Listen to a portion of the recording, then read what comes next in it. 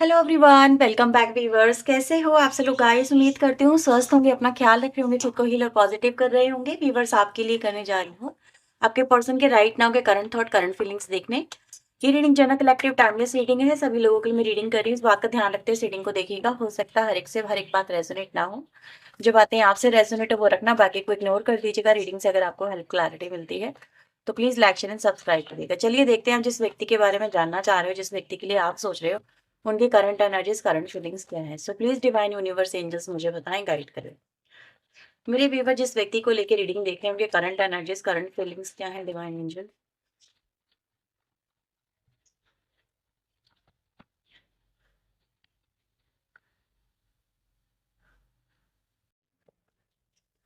पहला कार्ड हमारे पास आ रहा है 3 ऑफ वेंट्स का। किंग ऑफ कप्स की एनर्जी है, एस ऑफ सोर्ड की एनर्जी आ रही है, क्वीन ऑफ वेंट्स की एनर्जी आ रही है, डेथ आया है, 4 ऑफ सोर्ड्स की एनर्जी आई है। ठीक है, so we have 9 of pentacle, judgement, knight of wands, chariot, high priestess and the magician. Bottom से आया है 9 ऑफ वेंट्स। थोड़ा कैमरा एडजस्ट कर रही हूँ पहले। आपको बता देती हूँ यहाँ पे राशियाँ आप लोगों के लिए जो इम्पोर्टेंट है, कैंसर और स्कॉर्पियो बहुत इंपॉर्टेंट राशि है। पाइसेस काफी स्ट्रांग है। इसके अलावा अगर हम देखें तो एरीज, लियो, सैजिटेरियस की एनर्जी नजर आ रही है, Gemini, Libra, Aquarius, cancer, Scorpio, Pisces तो और टॉरस, वर्गो, कैप्रिकॉर्न। राशि यहाँ पे सारी ही है, कोई मिसिंग राशि नहीं है। इन कार्ड्स को क्लेरिफाई करते चलते हैं, देखते हैं क्या कुछ चल रहा है आपके पर्सन के दिल दिमाग में। तो प्लीज डिवाइन यूनिवर्स एंजल्स मुझे बताएं, 3 ऑफ वेंट्स की एनर्जी यहाँ पे क्यों आई है। नेग्लेक्ट,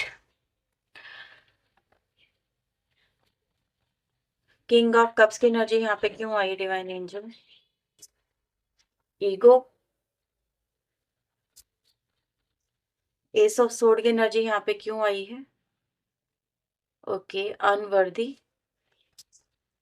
क्वीन ऑफ वेंट्स की एनर्जी यहाँ पे क्यों आई डिवाइन एंजल। सोल टाई,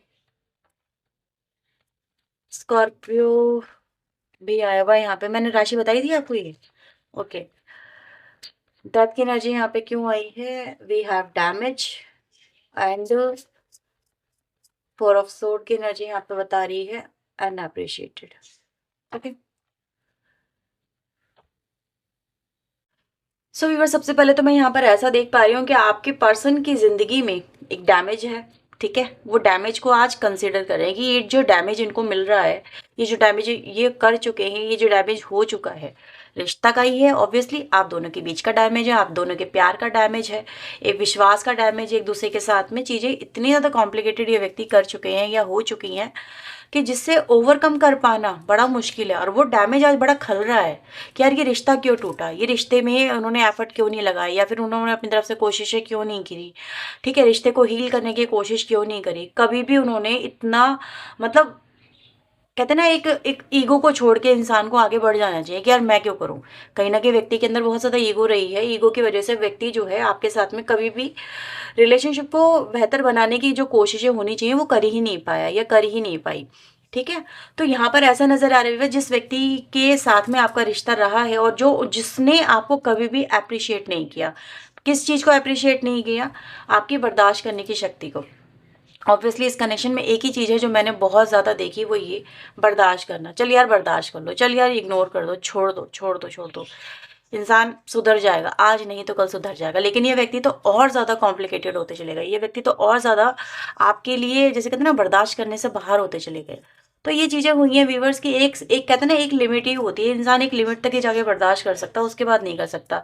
तो यहाँ पर ऐसा ही देखा गया है कि जब आपने मतलब अपने आप को एक एक एक जोन में जाके रख लिया है, एक ऐसे जोन में जाके रख लिया जहाँ पर आपको दिख रहा है कि यार कुछ मिल नहीं रहा, कुछ हो नहीं रहा। ठीक है, ये व्यक्ति को मेरी शायद कदर ही नहीं, मेरी शायद ज़रूरत ही नहीं है, मैं तो इसके पीछे यूं ही भाग रही थी या यूं ही भाग रहा था। भागना उस व्यक्ति के लिए चाहिए जिसको एफर्ट नज़र आते हो आपके, जिसको आपका प्यार नज़र आता हो। आप कब तक उसके लिए बर्दाश्त करते जाओगे, नहीं कर सकते ना। तो ये चीज़ें कहीं ना कहीं देखी गई, तो आपको क्या मिला, आप भी इस डेथ के बाद से एक एक जोन में चले गए हो जो कि बहुत ज़्यादा नज़र आता है कि जहाँ पर इंसान अपने आप को हील करने की कोशिश कर रहा है, पुराने जख्मों से, पुराने दर्द से, पुरानी बातों से अपने आप को हील करने की कोशिश कर रहा है। ठीक है, कि यार इस व्यक्ति ने मेरे को कभी अप्रिशिएट नहीं किया, इस व्यक्ति ने कभी मेरे को समझा ही नहीं, कभी इस व्यक्ति ने मुझे प्यार किया ही नहीं, लगता तो ऐसा ही है शायद, मैं इसकी लाइफ में हूँ क्यों, मुझे इस लाइफ में रहने का शायद कोई मतलब ही नहीं है, मेरा पर्पस ही नहीं है। वहाँ रहा जाता है जहाँ पर इंसान की कदर हो, वैल्यू हो। यहाँ तो मुझे इस व्यक्ति के साथ में आके सिर्फ कहीं ना कहीं अकेलापन, दुख या तकलीफें ही मिली, ठीक है, जिससे अब आप हील करने की कोशिश करो। लेकिन आपकी हीलिंग वीवर्स यहाँ पर कहीं ना कहीं इस व्यक्ति पे बड़ी भारी पड़ रही है। ये व्यक्ति मुझे आपकी हीलिंग को देख के, या फिर ये कहें कि आपके हीलिंग में जाने के प्रोसेस को देख के, आज इनकी जो एक एनर्जी है वो दिखाती है कि ये टूट रहे हैं, ये उनसे बिखर रहे हैं। क्यों? क्योंकि आप एक ऐसे व्यक्ति थे वीवर जहाँ पर आपको इस व्यक्ति ने कई बार हर्ट भी किया, लेकिन फिर भी आप इस कनेक्शन के लिए डटे रहे, खड़े रहे कि यार मुझे मेरा कनेक्शन है भाई, मुझे ही संभालना होगा, मुझे ही एफर्ट लगाने होंगे, मैं किसी और पे क्यों वेट करूँ, किसी और पे क्यों भरोसा करूँ, ठीक है। तो इंसान ने आपको कितना हर्ट किया, लेकिन फिर भी आप इस कनेक्शन के लिए, इसके कनेक्शन के जैसे कहते हैं सपोर्ट में, या इस कनेक्शन को प्रोटेक्ट करने की उसकी एनर्जी में हमेशा रहे हो। लेकिन यहाँ पर ऐसा नजर आ रहा है व्यूअर्स कि अब आपने इस व्यक्ति को फॉर ग्रांटेड लिया है। यस, यहाँ पर ऐसा नजर आ रहा है, एक ऐसी व्यक्ति की एनर्जी गाइस मैं यहाँ पे देख पा रही हूँ जहाँ पर आपने जाके ये डिसीजन लिया कि जहाँ पर यार सबसे पहले तो वर्थ ना हो वहाँ पर मत रहो, ठीक है। दूसरा, ऐसे व्यक्ति के साथ में बात करना भी बेकार है जिसको आपकी बातों से ही ज़्यादा मतलब चिड़चिड़ होती है। वो आपकी कंप्लेंट को मतलब आपकी बातों को कंप्लेंट की तरह समझता है। आप कुछ भी इनको समझाने की कोशिश करती हैं या करते हैं, वो उसको लगता है कंप्लेंट कर रही है, तो वो कंप्लेंट से भागते हैं बेसिकली, यहाँ पर यही है। या फिर आपको चुप करा देंगे कि मतलब बात करने में इंटरेस्टेड ही नहीं होना, आपके ऊपर चिल्ला देना, आर्ग्यूमेंट करना, ये चीज़ें कहीं न कहीं हैं। तो जो व्यक्ति आपको इस तरीके से डील कर रही थी या डील कर रहा था व्यूअर्स, आज उसको ये चीज़ें समझ में आ रही है कि वो निग्लेक्ट हो रहा है। यस, वो आपसे बहुत ज़्यादा दूर यहाँ पे खड़ा हुआ नज़र आ रहा है और देख रहा है कि आप उसको कितना ज़्यादा नेग्लेक्ट कर रहे हो अपनी लाइफ में। जैसे कहते हैं ना, टेकन फॉर ग्रांटेड लेना, या आउटसाइडर की तरह ट्रीट करना, या फिर ऐसा फील करना कि जैसे इस व्यक्ति की ज़रूरत अब किसी को नहीं है, सब अपनी दुनिया में मस्त है, लेकिन ये व्यक्ति अकेला अकेला अकेला पड़ा है। तो ये चीज़ें हैं और आपके पर्सन यहाँ पर ये भी फील कर पा रहे हैं कि हाँ, उनकी गलती रही है कि वो जो है कहीं ना कहीं फेल हो गए आपको आपका हक, आपका जो प्यार है वो देने में, ठीक है। उनसे गलतियां हुई हैं, उन्होंने कहीं ना कहीं अपनी ईगो के चलते, अपने अपनी ईगो के चलते, अपने एटीट्यूड के चलते, एक नार्सिसिस्ट कहीं ना कहीं एक व्यक्ति ने अपना एक नेचर बना लिया था या बनते चले गए, क्योंकि उनके पास में प्रिविलेज बहुत थी। आपने प्रिविलेज दी, दूसरे लोगों ने प्रिविलेज दी। कहते हैं किसी को एक्स्ट्रा ऑर्डिनरी प्रिविलेज मत दो। ज़्यादा किसी को प्रिविलेज दोगे या ज़्यादा किसी को लिबर्टी दोगे, फ्रीडम दोगे, तो उसका नाजायज़ फ़ायदा ही सामने वाला व्यक्ति उठाएगा। हमेशा से कहीं ना कहीं एक होल्ड बना के चलना चाहिए कि जब भी आप शिकंजा कसो अपना, तो सामने वाले की गर्दन कहीं ना कहीं फंसनी चाहिए। लेकिन आपने कभी भी इनको इस तरह से नहीं ट्रीट किया, ठीक है। इनको डर नहीं था आपसे, कभी भी डर नहीं लगा कि यार वो जो मर्जी चाहे वो कर सकते हैं। आपने कभी इनके ऊपर रोक टोक नहीं लगाई, कभी इनके ऊपर नज़र नहीं रखी। ये सब चीज़ें थी कहीं ना कहीं, और आपने इनकी हर एक बात कहीं ना कहीं मान ली, या फिर ये कहें कि आपको माननी ही पड़ गई, आप कभी अपनी नहीं चला पाए, आप कभी अपनी बात रख नहीं पाए। तो ये चीज़ें हैं कि व्यक्ति का जो प्राइड है ना, वो कहीं ना कहीं इस कनेक्शन में आड़े आया और उन्होंने इन चीज़ों को हमेशा से मतलब जैसे कहते हैं ना, नज़रअंदाज किया। तो नज़रअंदाज करने की वजह से व्यूअर्स आज ये खुद नज़रअंदाज होते हुए यहाँ पे नज़र भी आ रहे हैं। और डैमेज जो इस कनेक्शन में है व्यूअर्स, जो निकल के अब सामने आ रहा है, वो इनकी ज़िंदगी में क्या ला रहा है? तूफान, ठीक है। इनको ये फील कराया जा रहा है कि अब तुम इस तूफान से घिर चुके हो या घिर चुकी हो, और इससे निकलना तुम्हारे लिए बड़ा मुश्किल है।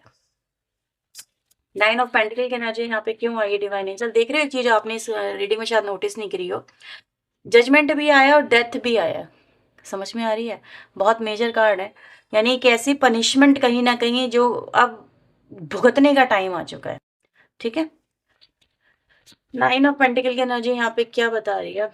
इररिप्लेसेबल की एनर्जी आ रही है। We have judgement card. Judgement क्यों आया है यहाँ पे?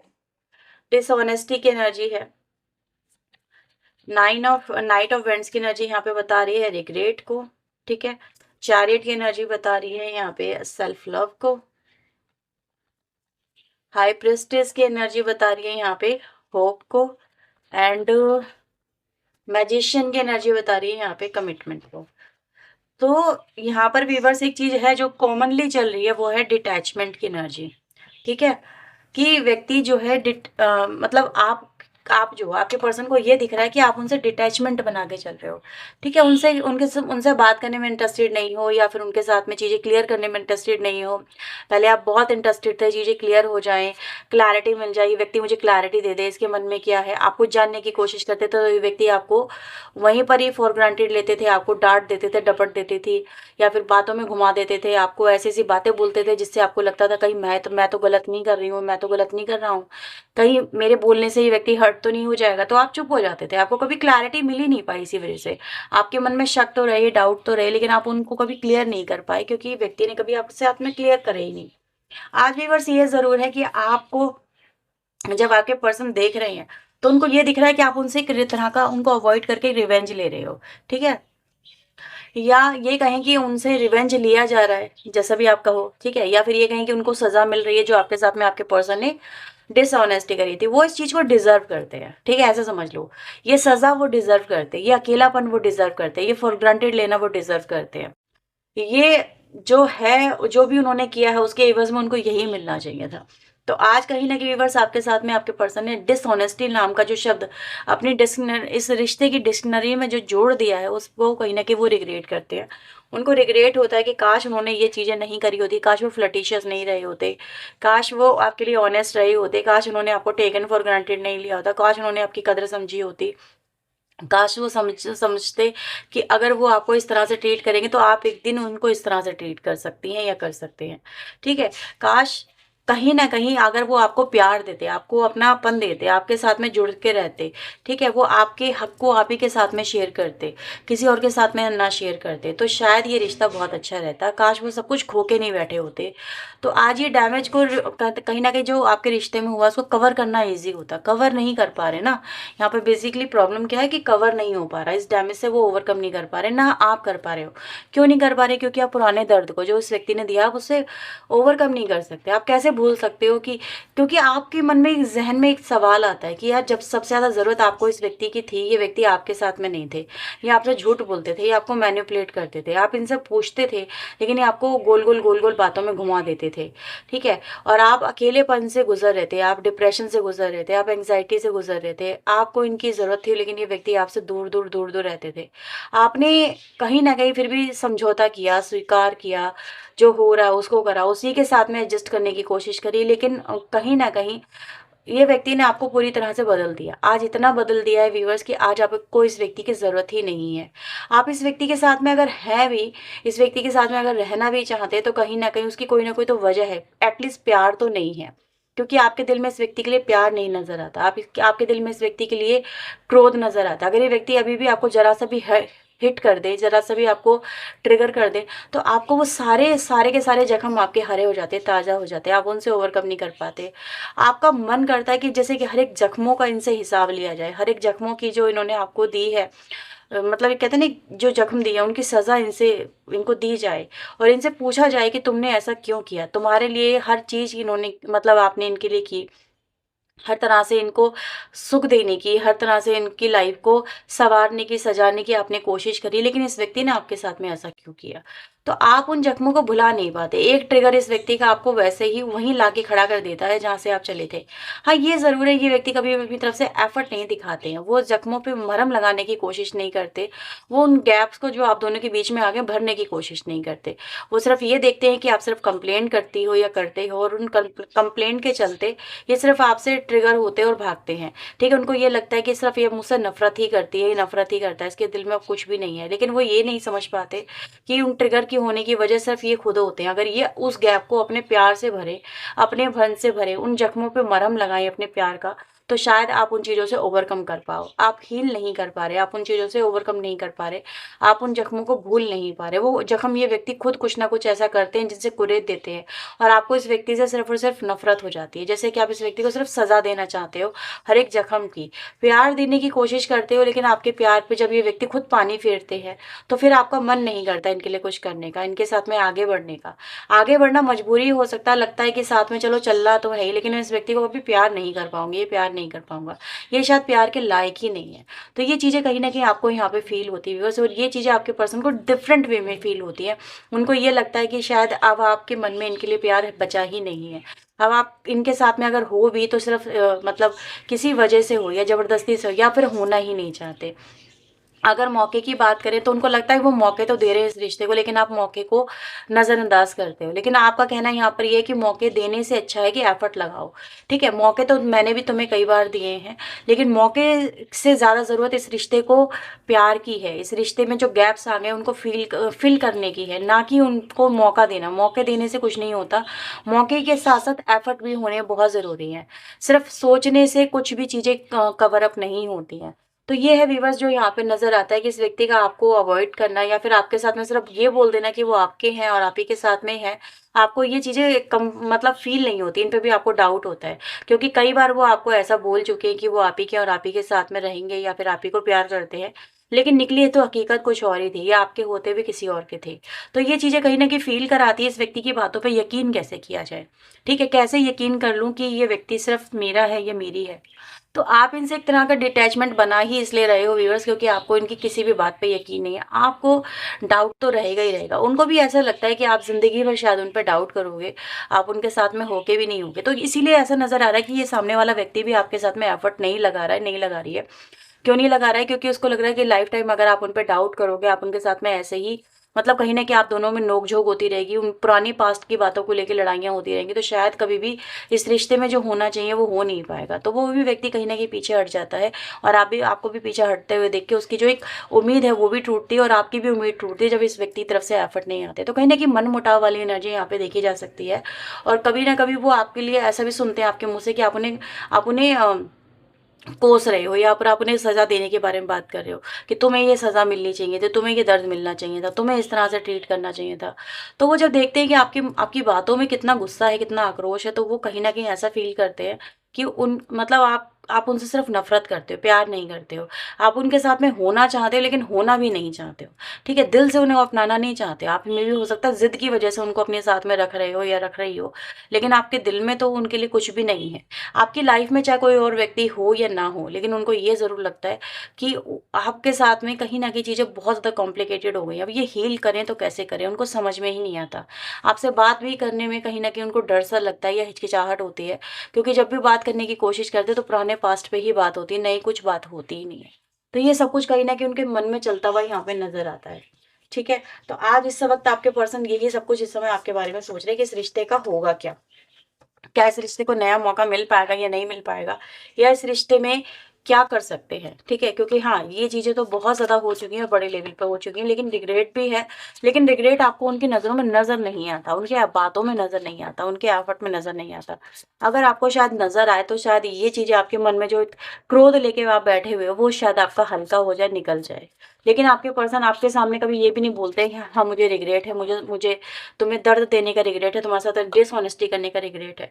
अगर वो ऐसा भी आपके सामने प्रूव कर दे कि हाँ, उनको रिग्रेट है, तो शायद आपके दिल के अंदर से जो गुस्सा है वो निकल जाए और आप उनको अपना लें। लेट्स सी आपके लिए और यहाँ पे क्या मैसेजेस यहाँ पर आ रहे हैं। बदलना चाहते हैं, सबसे पहले ऐसा नज़र आ रहा है, या कुछ और ही आपके सामने बन जाना चाहते हैं।